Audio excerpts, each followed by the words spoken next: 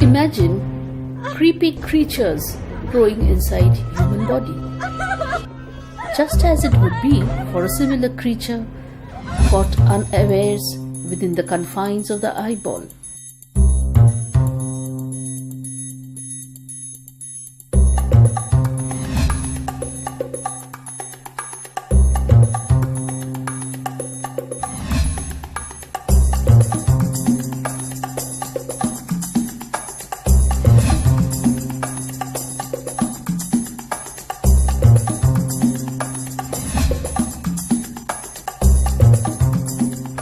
The patient was a known case of neurocysticercosis treated in 2012 by a neurologist with oral valproate, oral prednisolone and oral clobazam. Presented to us with loss of vision in his right eye for 3 weeks down to hand movements only. History of phacoemulsification with IOL implantation 2 years back. His fundus was not visible. IOP was normal. Slit lamp examination revealed a motile larva within the anterior chamber, changing its shape in tune with the variable intensity of the illumination. However, we could not make out the scolex. Trace of reactive hypopion was also noted in the anterior chamber. The routine blood profile was normal with no eosinophilia.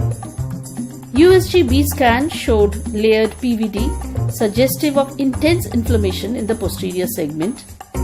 UBM revealed a large cyst in the anterior chamber which had an extension to the posterior segment from underneath the iris plane.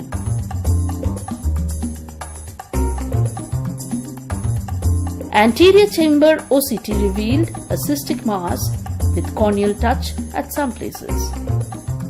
We decided to remove the cyst surgically. Preoperatively, the patient was started on oral prednisolone 1 mg per kg per day, topical prednisolone acetate 1% eye drop started 4 times a day. Peribulbar anesthesia was given. A limbal incision at 10 to 2 o'clock position with number 15 BP blade was made. A side port blade was used for anterior chamber entry. Viscoelastic methylcellulose was injected in the anterior chamber through the wound. It was then extended carefully so as not to injure the cyst wall. The cyst was gently guided towards the wound. The posterior lip of the incision was depressed, simultaneously injecting the viscoelastic with the idea of visco-expression of the cyst. Almost whole of the cyst present in the anterior chamber came out.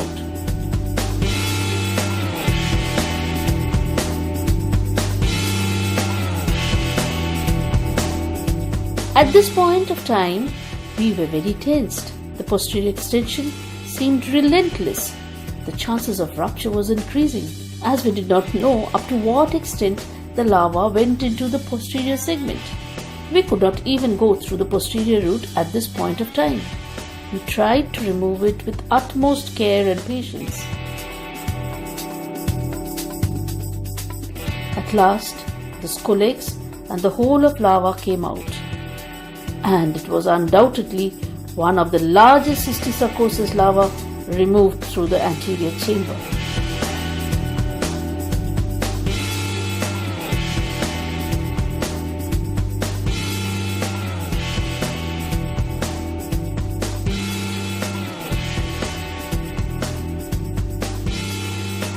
Then the IOL position was checked, pupil stretched,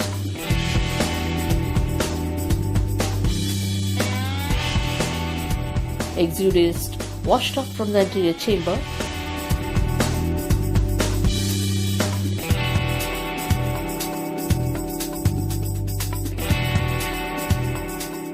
four stitches were placed.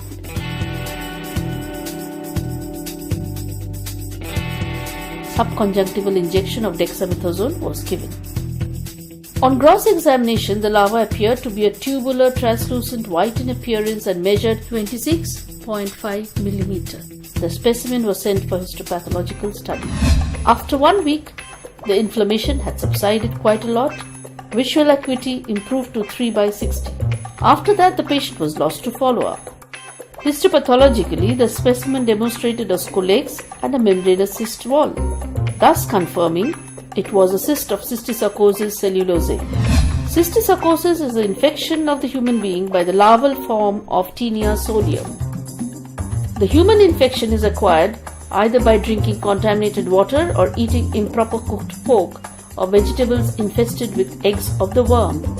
The tapeworm resides in the small intestine of man, who is the definitive host. Segments containing the ova are shed in the stool.